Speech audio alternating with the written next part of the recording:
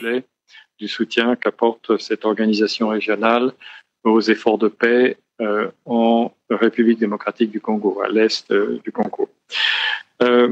Par ailleurs, le troisième volet ou le troisième élément de contexte important, c'est le fait qu'à la fin de l'année, le mandat ou la question d'extension du mandat de la MONUSCO va être examinée au Conseil de sécurité. Dans cette perspective, et comme d'habitude, nous devons préparer avec la MONUSCO le rapport du secrétaire général au Conseil de sécurité. Vous savez que nous avons conclu avec le gouvernement l'année dernière un plan de désengagement de la MONUSCO qui prévoyait une première étape, celle du Sud Kivu, et puis qui prévoyait qu'ensuite du processus ferait l'objet de consultations régulières et d'état des lieux avec le gouvernement congolais. Comme vous le savez, le retrait du Sud Kivu a été réalisé.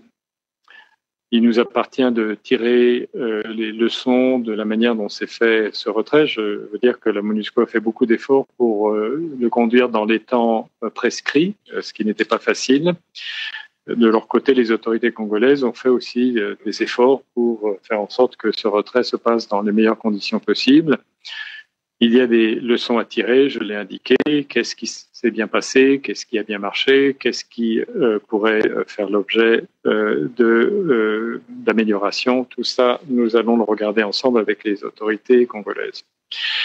Pour ce qui concerne la suite du processus, eh bien, la MONUSCO va engager très rapidement un exercice conformément au plan de désengagement avec les autorités congolaises.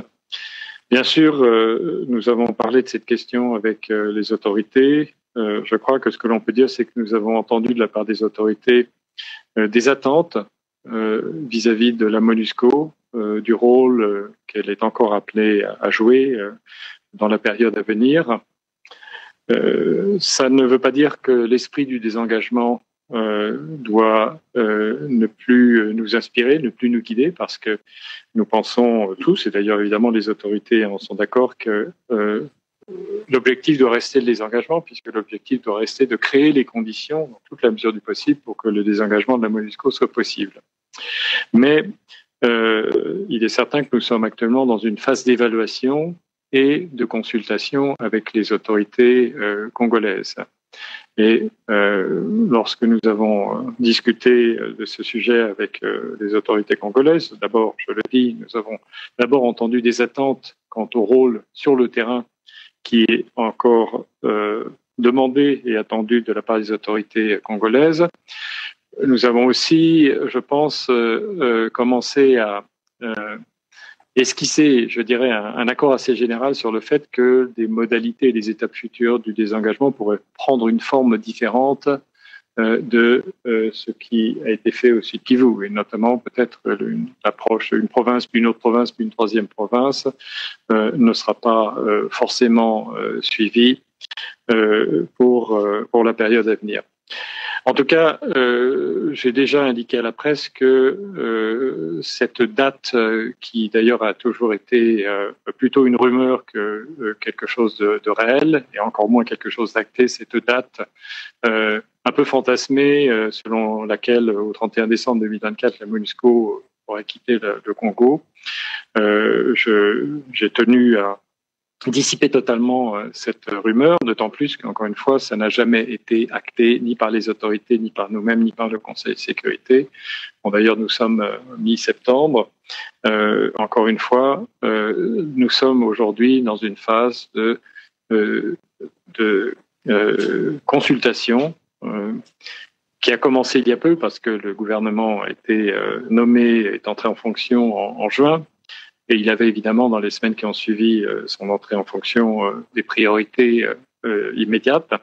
Donc ces consultations ont commencé il y a peu, mais nous allons les intensifier. Et donc nous verrons évidemment plus en détail ce qui est attendu de nous de la part des autorités congolaises. Et en fonction de cela, nous verrons comment il nous appartient peut-être d'esquisser les prochaines étapes. Et aussi de vérifier, de penser à la meilleure allocation de nos ressources en fonction des besoins besoins actuels, mais aussi des évolutions qui peuvent se produire s'agissant tant de la situation sécuritaire, de la situation humanitaire, mais aussi bien sûr de l'évolution du processus diplomatique. Voilà peut-être en quelques mots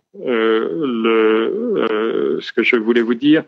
Peut-être deux choses. Enfin, bien entendu, la situation humanitaire reste très préoccupante et il suffit de faire quelques kilomètres, sortir de Goma pour voir ce que nous avons fait de près, ce qu'il en est. Et bien sûr, nous avons une responsabilité de protection des civils dans toute la mesure de nos moyens que nous voulons continuer à exercer. Vous le savez, les attentes sont souvent disproportionnées par rapport à ce que nous pouvons faire, mais enfin, il y a, je l'ai souvent dit, des centaines de milliers de civils qui sont protégés par, ou en tout cas avec le soutien de la MONUSCO, avec le soutien des agences humanitaires des Nations Unies.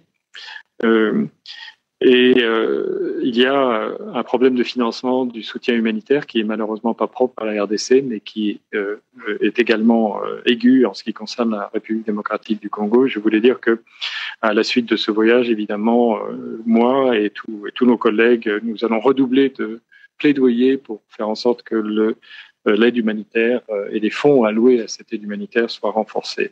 Enfin, et dernière chose, je disais, les situations non seulement évoluent selon les provinces, selon les territoires, mais elles sont très différentes aussi. Et on peut s'en rendre compte lorsque, comme je l'ai fait, on visite l'Ituri, où il y a aussi des défis, mais des défis d'une nature différente. Et je crois que c'est cela qui doit vraiment nous inciter à réfléchir très très en détail avec les autorités congolaises sur la meilleure manière d'approcher l'évolution et bien sûr, à terme, le désengagement, la poursuite du désengagement de la MONUSCO. Monsieur Lacroix, je suis monsieur Okito Papi, je suis éditeur du journal Écho d'Opinion, paraissant ici à Goma. Non loin l'esprit de penser que vous venez à Goma en tourisme, parce que ce n'est pas la première fois que vous êtes à Goma. Et les mêmes choses, ou la situation que vous avez laissée il y a une année ou quelques mois n'a pas changé. Est-ce que vous amenez réellement le rapport que vous trouvez sur le terrain au niveau des Nations Unies, parce que vous êtes quand même un haut cadre et un haut responsable des Nations Unies, pour que cette situation ne puisse pas durer ici au Nord Kivu? Voilà la question qui nous préoccupe. Service VOA Swahili. Je vais poser 3 questions en anglais.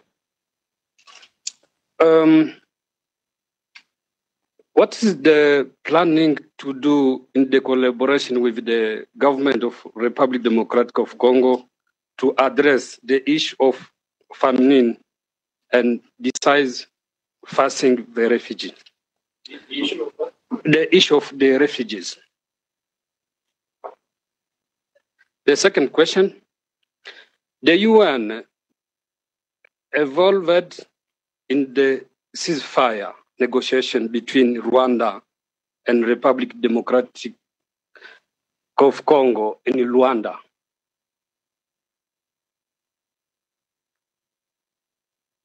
The third, what is the current of the UN mandate in peacekeeping mission in DRC?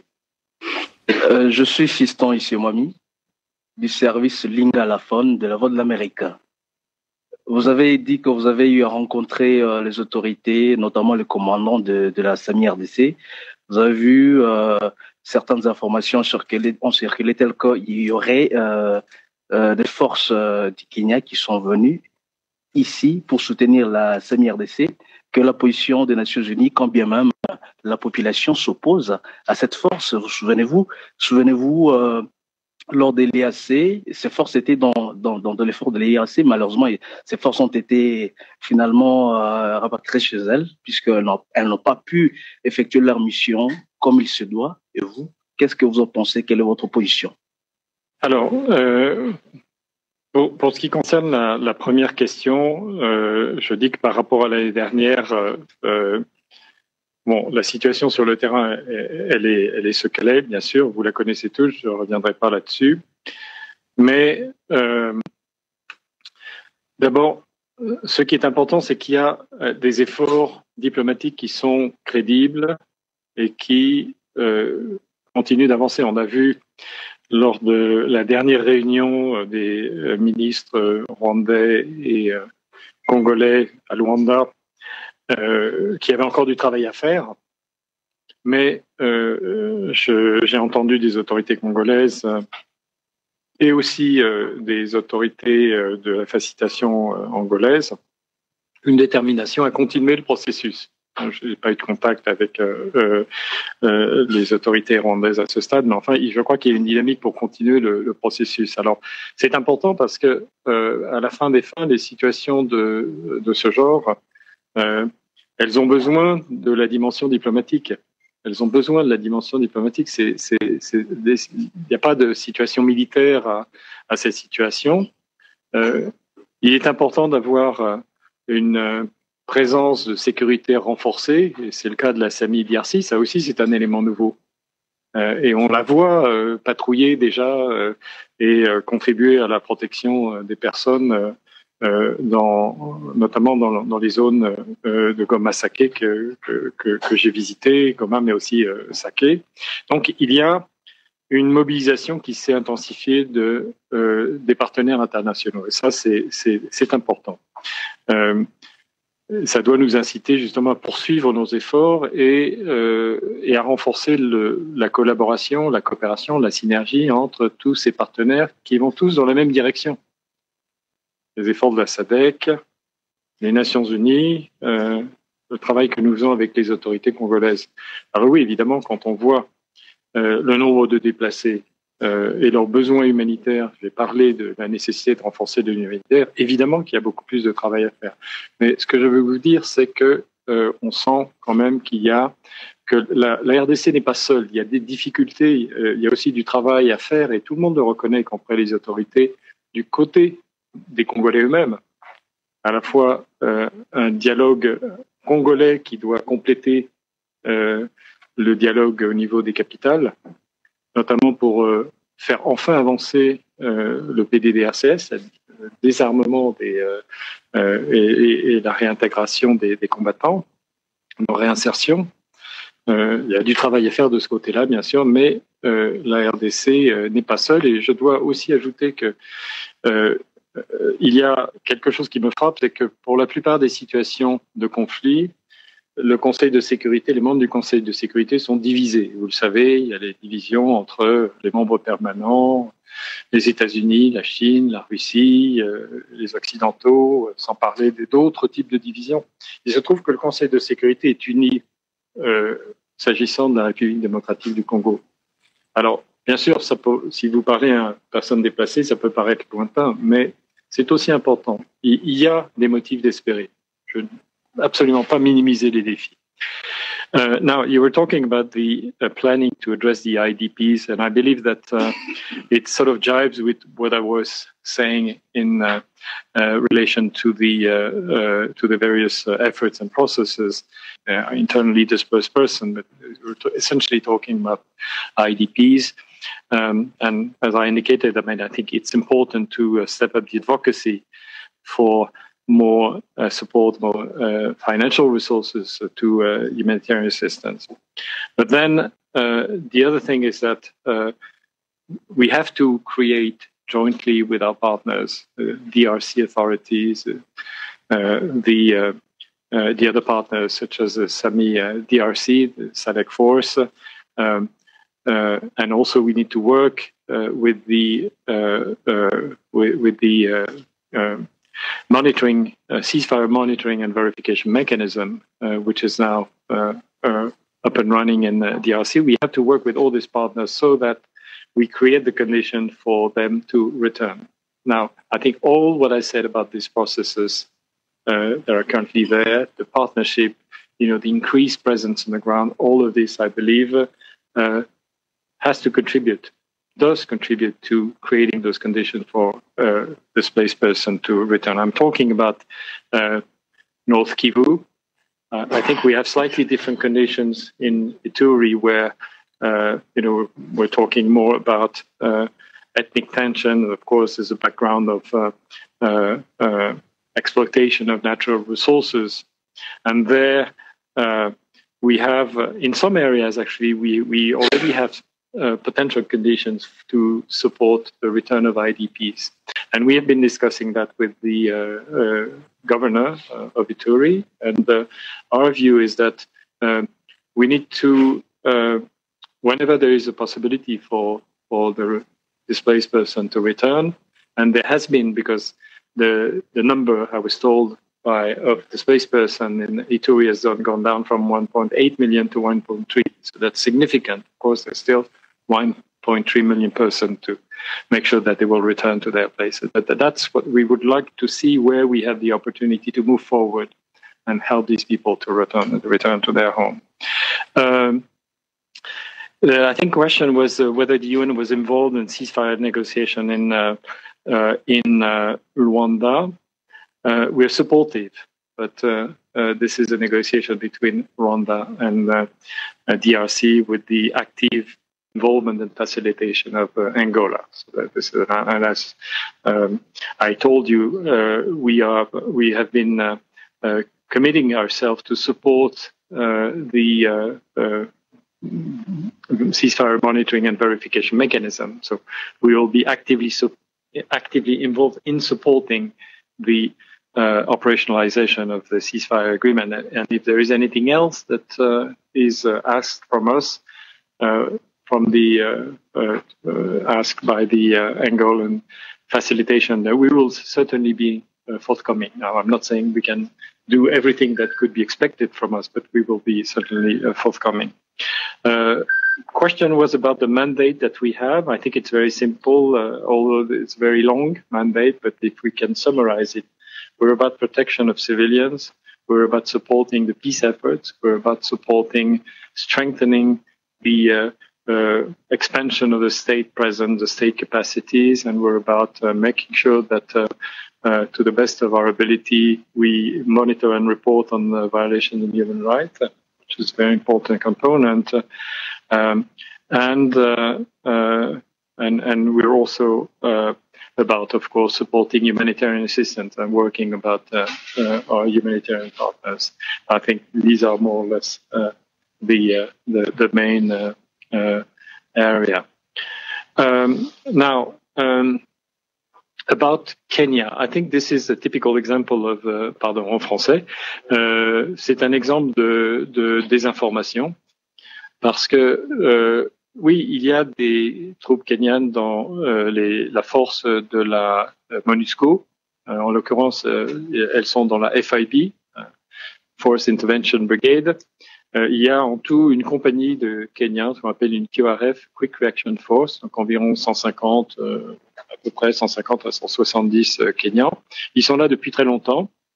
Ils ont fait une rotation, comme régulièrement, les soldats restent pas 3 ans ou 4 ans toujours les mêmes sur le terrain. Il y a eu une rotation. Donc, voilà ce qu'il en est en ce qui concerne le Kenya. Et je veux dire que nos troupes kenyanes, comme les autres, ce sont des casques bleus. Ils travaillent sous l'autorité des Nations Unies, sous commandement des Nations Unies. Et je voudrais ajouter quelque chose, peut-être, c'est que dans le cadre de tous ces efforts de paix dans la région, je pense qu'il est aussi important de travailler dans toute la mesure pour renforcer ou restaurer la confiance entre les partenaires régionaux. Je sais que c'est difficile, évidemment. D'ailleurs, c'est encore plus difficile pour ce qui concerne les voisins immédiats, bien sûr.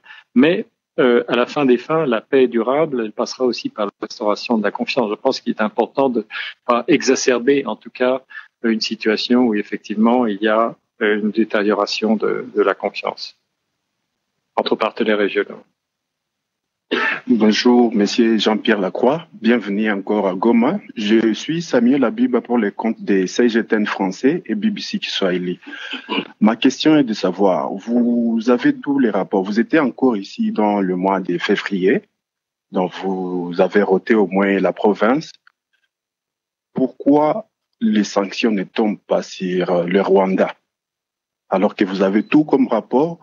Et on était dans cette salle avec le général Beno Chavana qui avait alerté sur l'entrée de l'armée rwandaise ici, qui avait annoncé qu'il se comportait très bien sur le terrain. Ce n'est pas des miliciens, ce n'est pas des petits jets. Pourquoi des sanctions ne tombent pas sur les Rwandais? Et la deuxième question, Nous sommes à Goma, c'est une ville volcanique. Les volcans, depuis un certain moment, n'est pas surveillé. Il y a les équipes de la MONUSCO qui aidaient et qui appuyaient les équipes de la RDC pour surveiller ces volcans qui se situent dans les zones rouges. Comment est-ce que la MONUSCO peut appuyer à ça? Parce que ça dérange aussi la province et la ville de Goma. Merci. Merci, je suis Blaise Bassabo, c'est de Kivu Morning Post. J'ai une question. Quelle est votre réaction par rapport aux attaques récurrentes et la question sécuritaire dans la province de l'Ituri, qui continue à se détériorer de plus en plus, mais qui semble être oubliée aujourd'hui?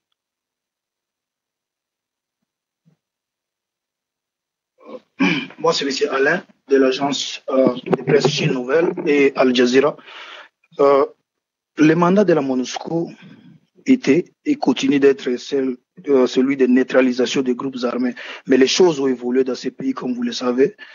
Est-ce qu'aujourd'hui, vous dites que vous allez soutenir Samir et vous savez que Samir combat aux côtés de l'armée congolaise qui combat avec plusieurs groupes armés dont le mandat de la MONUSCO était de les neutraliser.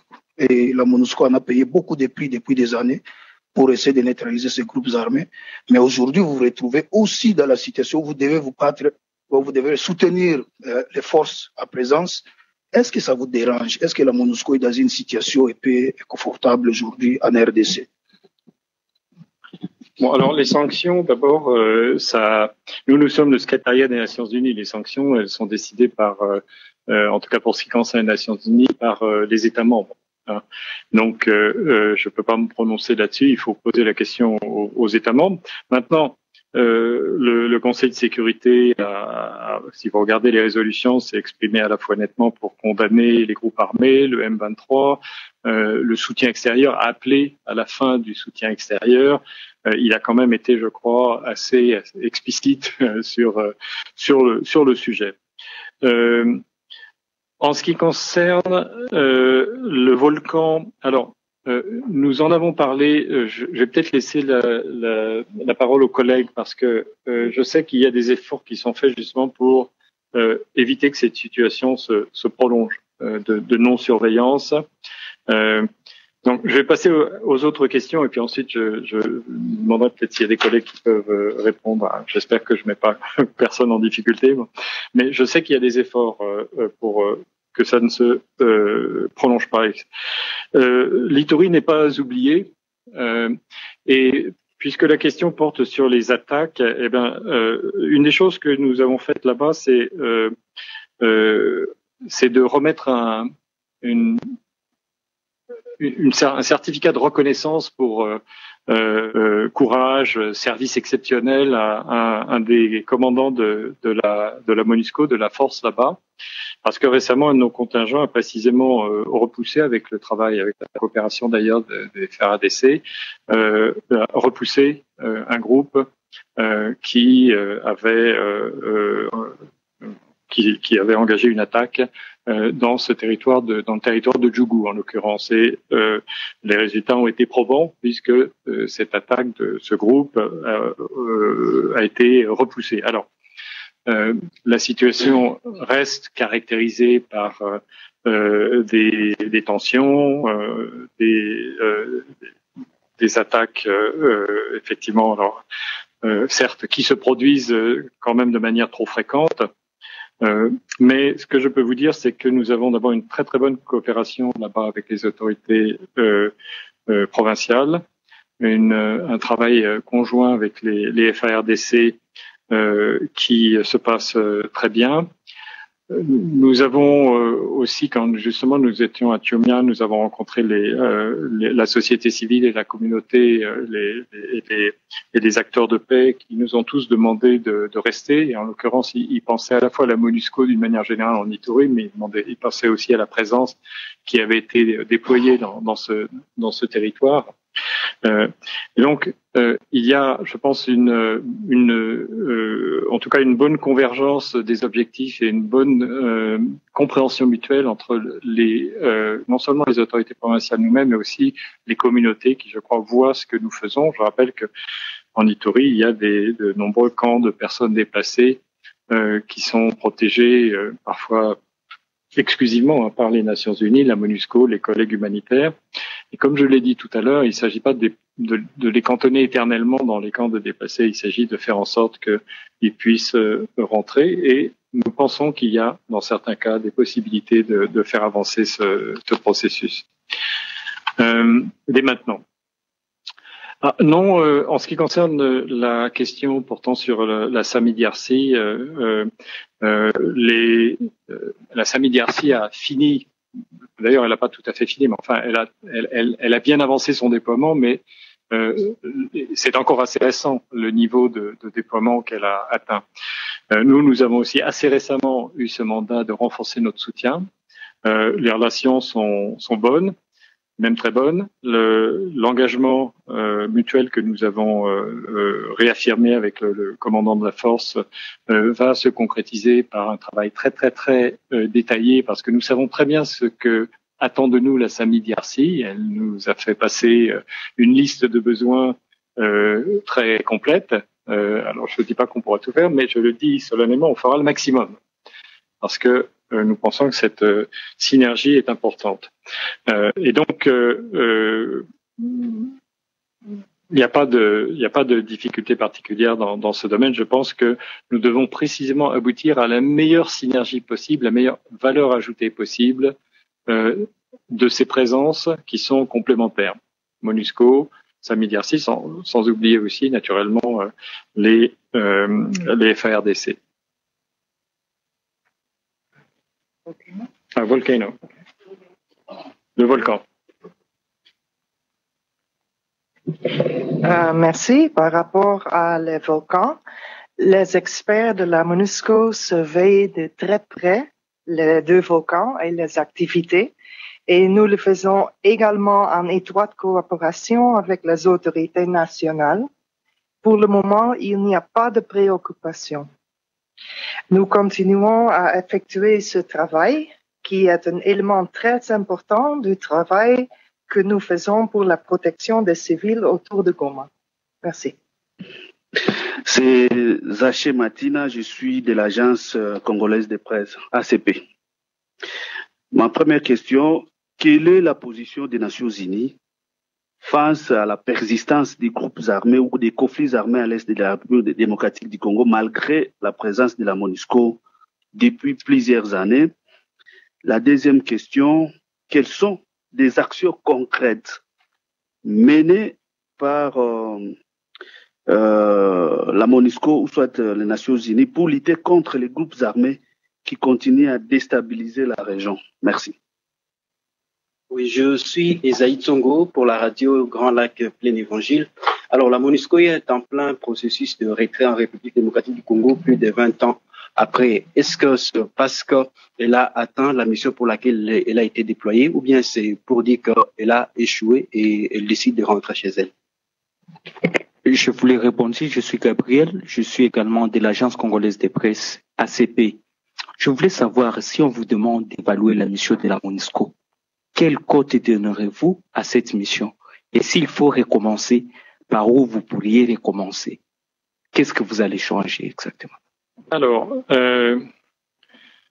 sur la persistance des conflits armés depuis plusieurs années, et je pense que la question était aussi les actions. Je viens de mentionner une action très concrète qui a eu des résultats très concrets en Ituri. Je pourrais en mentionner d'autres. Je pense qu'il faut aussi que les journalistes que vous êtes aient dans toute la mesure du possible l'occasion d'aller voir avec nous sur le terrain. Alors évidemment, je sais que c'est pas toujours très facile, mais enfin il faut aller voir sur le terrain à la fois les zones où les populations sont protégées, parler avec elles, s'entretenir aussi avec nos collègues militaires, nos collègues civils, et je pense que vous pourrez voir concrètement ce que je vous explique, c'est-à-dire qu'il y a le travail de protection, le soutien à l'action. Encore une fois, est-ce que c'est toujours comment dirais-je, à la hauteur des attentes. Non, c'est vrai, c'est pas toujours à la hauteur des attentes parce que il y a d'abord une question de ressources, mais il y a aussi un contexte, en l'occurrence pour ce qui concerne le Petit Nord, que vous connaissez bien, avec un groupe armé important, soutenu par un pays voisin, et donc une situation qui s'est dégradée. Mais si vous posez la question des actions concrètes, je crois que, encore une fois, il est important de dire qu'il y a des dizaines, des centaines de milliers de personnes dont la protection dépend des Nations Unies. Il y a des actions qui sont conduites, y compris en utilisant la force pour contrer les groupes armés. Il y a aussi dans des zones très très difficiles le maintien d'une présence des Nations Unies. Il y a aujourd'hui, y compris de la force, il y a le soutien dont j'ai parlé aux partenaires, il y a le partenariat avec les FARDC, et tout cela fait que les autorités avec lesquelles, encore une fois, je me suis entretenu à Kinshasa, mais aussi les autorités provinciales, quand on parle de l'évolution de la MONUSCO, elles disent d'abord ce qu'elles attendent de la MONUSCO.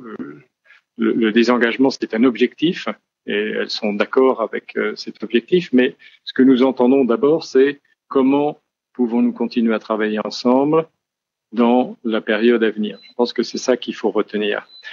Et nous verrons dans le détail, encore une fois, je ne peux pas donner plus de précisions sur les évolutions du processus de désengagement, puisque ça dépendra des discussions que nous aurons avec les autorités. Et ensuite, le Conseil de sécurité a évidemment son mot à dire, puisque c'est en définitive celui qui décide du périmètre et des paramètres généraux du mandat de la MONUSCO. Donc, c'est peut-être déjà une réponse à la question sur le procès. La MONUSCO n'est pas en plein processus de retrait, parce que la manière dont vous formulez la question suggérerait que la seule chose qui nous préoccupe, c'est le retrait. La seule chose qui préoccupe les collègues, c'est de continuer à faire du mieux possible leur travail dans les différents domaines. Il y a un plan de désengagement, je le répète, il y a une première étape, le Sud Kivu, et le plan ne prévoyait que cette première étape. Le reste, comme je vous l'ai dit, il le laissait aux consultations à venir avec les autorités en fonction de la situation, en fonction des besoins, de l'évolution, des processus diplomatiques, de situations sécuritaires et autres. Donc, c'est ça qui est aujourd'hui au centre de nos préoccupations. Et je pense que je vais m'arrêter là parce que la question sur l'évaluation de la MONUSCO, eh bien, c'est la même que la question sur les actions concrètes. Il y a, bien sûr, nous aspirons tous à une paix durable. La MONUSCO ne peut pas en elle-même l'amener. La MONUSCO est un outil qui a une valeur ajoutée, même si il faut toujours faire mieux, mais il faut le concours des Congolais, évidemment. On a parlé des groupes armés, on a parlé de la nécessité, dans le contexte précisément des efforts pour désarmer les groupes armés, de la nécessité des dialogues intercongolais, de processus de réconciliation qui sont si fondamentaux. Il y a aussi les partenaires. J'ai mentionné la SADC, les efforts Sami DRC, médiation, facilitation angolaise. Il y a les autres partenaires aussi, un certain nombre, je dis, les États sont unis aujourd'hui, le Conseil de sécurité est uni pour vouloir soutenir la route, le processus vers le retour de la paix en République démocratique du Congo. Ces partenaires ne sont pas inactifs et je trouve même que il faut dire que dans un contexte où il y a des crises qui occupent le devant de la scène, comme l'Ukraine, comme Gaza, je peux vous dire qu'il continue d'y avoir un engagement d'État au plus haut niveau des chefs d'État, et pas un engagement épisodique, un engagement régulier sur la situation de la République démocratique du Congo, et de la part d'États très influents, parmi les plus influents. Donc, ceci pour vous dire que c'est un travail collectif. Et ce travail collectif, il existe, ça ne minimise pas du tout, je ne minimise pas les défis, les problèmes qui restent à régler. Et je veux quand même le répéter, la République démocratique du Congo n'est pas seule. Et bienvenue encore une fois à Goma, dedans je suis Isaac Biningeve de Kivu Morning Post. Je crois le général de la FIB, le général des brigades Alfred Matambo l'avait souligné, que la désinformation est l'un des principaux obstacles aux opérations de maintien de la paix en RDC. Que fait concrètement la MONUSCO ou alors les Nations Unies pour essayer un peu de lutter contre ce fléau? Et oui, vous avez raison, la désinformation est une arme qui est utilisée avec des moyens de plus en plus importants, et ça va continuer, ça va même s'étendre encore davantage, pas seulement RDC mais partout. Et c'est une arme qui non seulement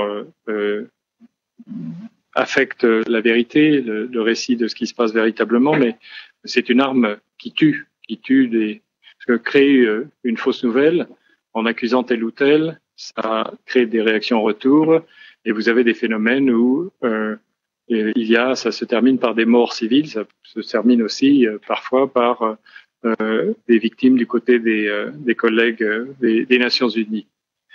Alors, que faire? Bon, je pense d'abord que c'est un travail collectif. Alors, je crois que c'est une bonne chose que vous posiez la question en tant que journaliste, parce que la responsabilité des journalistes est considérable et il vous appartient vraiment, je sais que c'est pas toujours très facile, mais de dissocier précisément, de distinguer ce qui est des informations et ce qui est la vérité, le fait réel. Et on a eu un exemple tout à l'heure avec l'histoire des Kenyans, typiquement une affaire de désinformation. Je note qu'il y a des variations pour ce qui concerne le sentiment anti-MONUSCO qui est pas mal alimenté ou renforcé par des fake news, des informations. Je note qu'il y a des variations selon les régions, selon les zones où on se trouve. Je le dis parce que je pense qu'en Ituri, ça a une prévalence bien moindre. Mais revenons à ce qui doit être fait. Je pense que collectivement, il nous appartient d'abord d'être proactifs, à tous, d'être proactifs pour dire quels sont les faits, les vérifier bien sûr, pour nous évidemment dire ce que nous faisons et montrer par les exemples très concrets, y compris d'ailleurs en vous associant, encore une fois je pense que c'est déjà fait, mais en vous amenant sur le terrain et pour que vous voyez exactement le travail qui est réalisé. Je crois aussi qu'il faut développer une connaissance technique des nouveaux moyens de propagation, mais aussi de réponse, propagation de la désinformation, réponse à la désinformation. Nous avons au niveau du maintien de la paix une stratégie digitale qui comprend un programme de lutte contre la désinformation, et il y a un élément de formation, un élément lié aux techniques, à la proactivité de la communication. Mais je pense qu'il faut aussi un état d'esprit différent, parce que comme je le dis, c'est une arme, la désinformation. Il faut considérer qu'on y répond comme on pourrait répondre à tout autre armement. Et la meilleure manière de se défendre, c'est d'être proactif dans ce genre de situation. Donc, merci de poser la question, parce que je crois qu'il est très important, surtout dans le contexte que connaît l'Est de la RDC, de renforcer les efforts pour lutter contre la désinformation, qui affecte tout le monde. Elle nous affecte, bien sûr, mais en réalité, elle affecte tout le monde. Surtout, elle affecte les efforts de paix. C'est ça qui est important.